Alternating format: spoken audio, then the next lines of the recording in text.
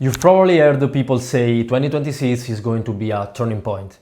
Most of the time it sounds like doom clickbait, but if you look at what regulators and banks are signaling right now, there's no one uncomfortable truth you need to face. The next wave of restrictions won't start with a headline that says crisis. It will start with silent friction, a transfer under review, a sudden request for updated documents, a limit that used to be 100,000 and becomes 10,000. And then one day you wake up and your account isn't frozen. It's simply not usable. No warning, no explanation, no appeal. And if you're a business owner, an international client, a high net worth individual, or you move money across borders, that's not an inconvenience. That's a threat to your life infrastructure. I am Matteo Maglia, Partnership Manager at GloboBanks, the banking introduction company for international accounts. And today's new style update is not about politics. It's about banking reality. Because this week the signal from Europe is clear. The European banking system remains under observation. The latest EU-wide transparency exercise shows that a meaningful number of banks are sitting in a fragile position and authorities are pushing for more capital and more prudence. Banks are being told to be stricter, to hold more, take less risk, to reduce exposure. And when banks are forced into that mindset, they don't reduce risk by being nice. They reduce risk by cutting profiles, cutting jurisdiction, cutting sectors, cutting anything that creates compliance work. So let me make this simple. If 2026 becomes the year where regulators turn the screws again, the first people to feel it won't be the poor. It won't even be the average retail customer with a salary account.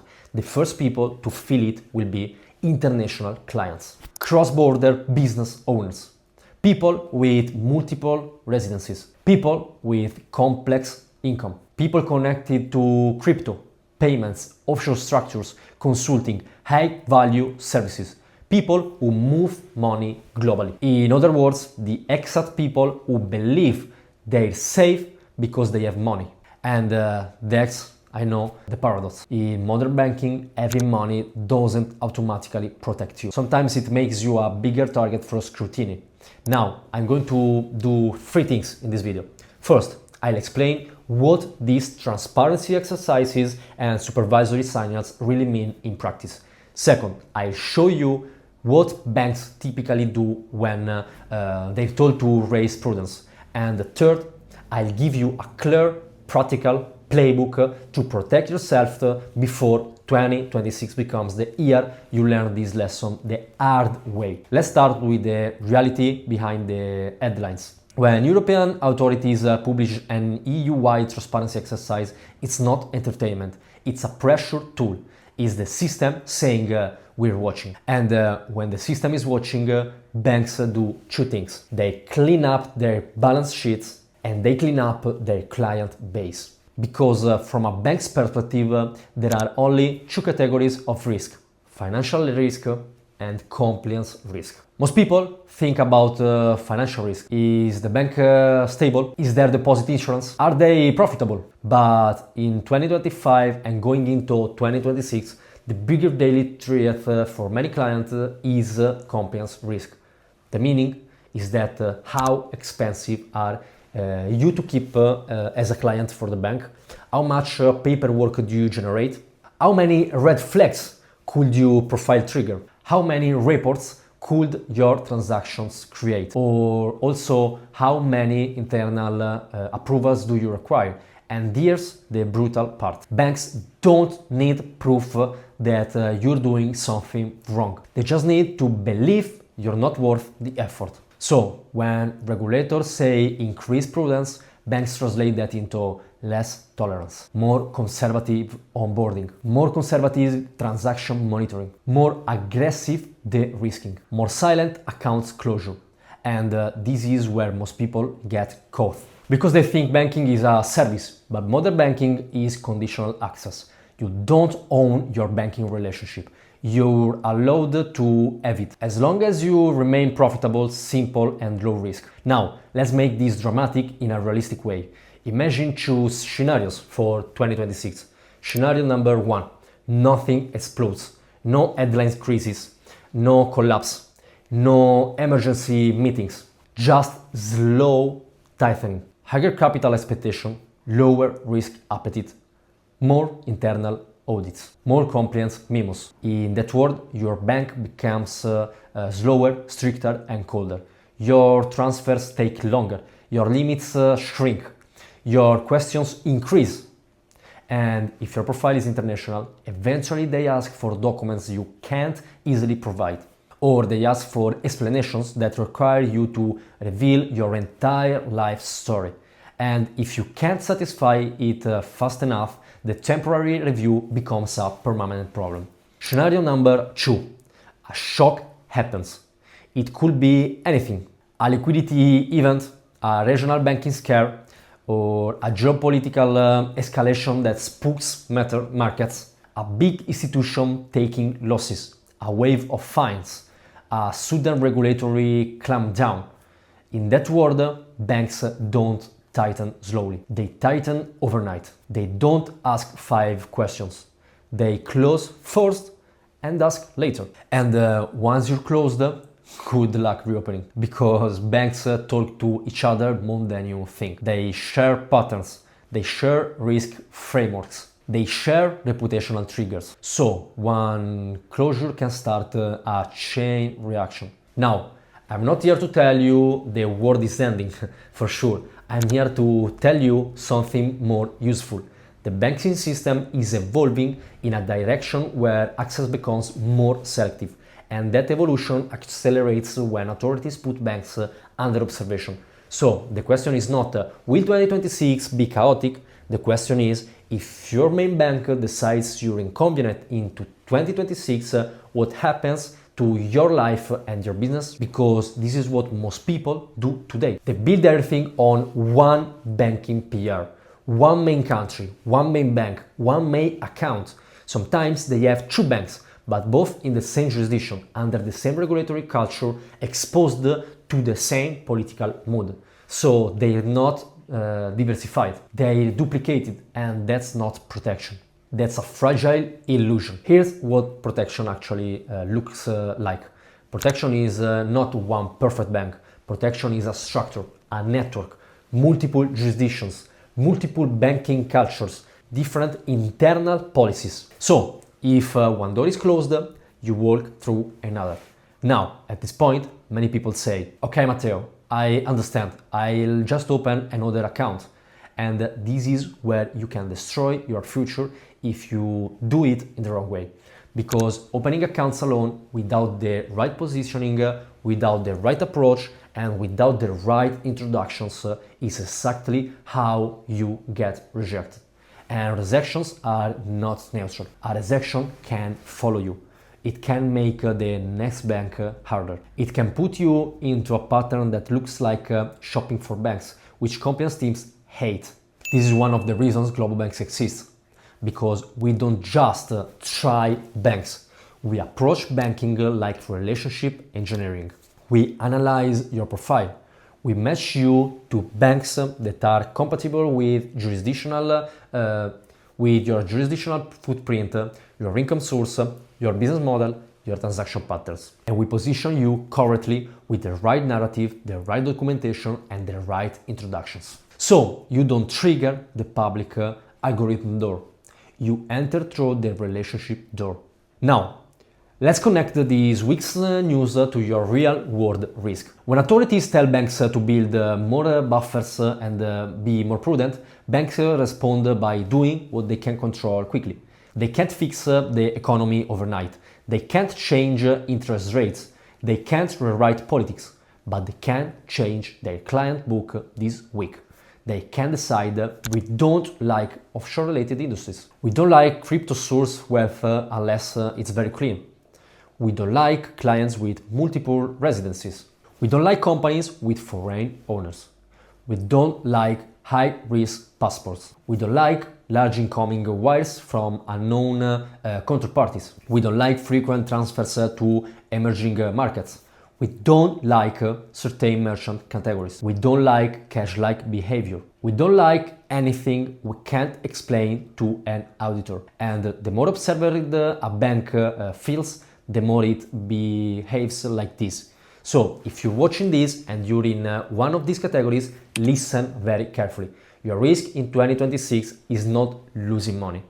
Your risk is losing access. And losing access can destroy businesses that are otherwise profitable. It can block real estate deals. It can break payroll. It can freeze acquisitions. It can ruin tax planning. It can trap you in a jurisdiction you no longer trust. Now, I want to give you the exact playbook we use when clients ask us, Matteo, what should I do before the next wave? It's step 1. Stop chasing easy solution. If your banking setup is built on platform that can close you with one email, you don't have banking. You have temporary convenience. For serious money, for serious businesses, you want banking relationships that are built to handle complexity. And yes, those relationships require correct onboarding, correct positioning, and often the right introducer. Step number 2. Separate functionality from safety. You can have a tool for daily payments, for example, and you can have a place where serious reserves live. Most people mix this. They keep reserves where they do transactions. That makes you visible, noisy, and easier to flag. A strong detector is one layer for operation, one layer for reserves, one layer for international diversification, and you connect them cleanly. Step number 3. Diversify by jurisdiction, not by logo. Two banks in the same country are not real diversification. If the country's compliance culture becomes aggressive, both banks behave similarly. Real diversification means different regulatory environments, different banking traditions, different risk cultures. Step number 4. Build at least one relationship-based banking hub.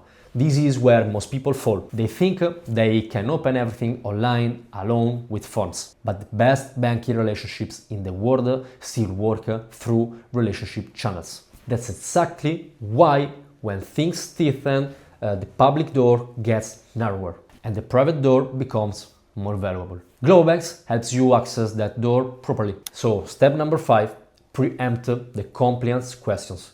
In 2026, compliance will not get simpler, so you prepare now. You build your documentation stack, your corporate structure explanation, your source of wealth story, your source of funds evidence, your transactions logic, your counterparties, your contracts, your invoices, your tax residency. So when a bank asks, you don't panic, you are ready.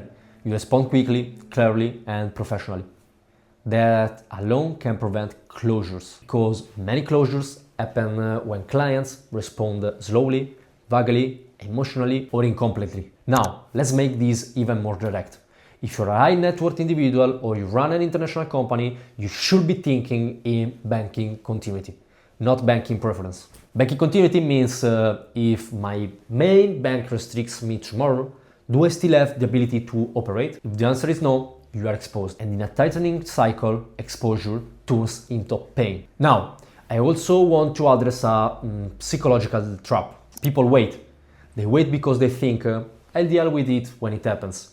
But in banking, the worst time to act is after you've been flagged. Because once you're in the system as difficult, the options shrink. The best time to build a robust structure is when you don't need it, when you're calm, when you can plan, not react. That's what smart clients do. They don't diversify after the fire starts. They diversify because they understand fire is part of the system. Now, here's how you can turn this week's news into a decisive move. If global supervisors are signaling that many banks are on the edge of and need more prudence, then expect banks to become stricter with onboarding and stricter with existing clients. Expect more closures that are framed as risk appetite changes. Expect more friction for international transfers. Expect more scrutiny for corporate structures. And if you're thinking, but I'm a good client, remember, This is not about good or bad, it's about risk versus reward.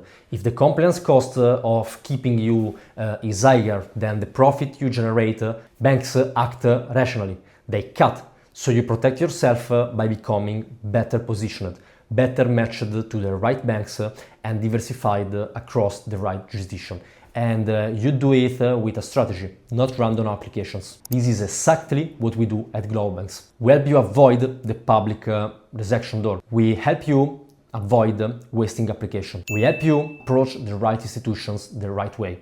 And we help you build a multi-jurisdiction structure so you're not dependent on a single country mode. Now, I'll finish with the most important point. The dramatic part of 2026 won't be one big moment. It will be millions of small moments, small restrictions, small reviews, small delays, small policy updates. And then suddenly a lot of people realize they're trapped. They can't move money. They can't open new accounts. They can't rely on what used to work. And they'll say, how did this happen so fast? It didn't happen fast. It happened quietly. And that's why this weak signal matters. Because under observation is the polite, institutional way to say we are not comfortable. We want the system tighter. And when the system tightens, access becomes a privilege. So if you want to be on the privileged side of the divide, you need to act before you're forced out. If you want our team to review your profile and tell you what a robust international banking structure looks like for you, do it before the next tightening wave becomes your personal emergency. Because banking freedom isn't a slogan. Its architecture is built in advance.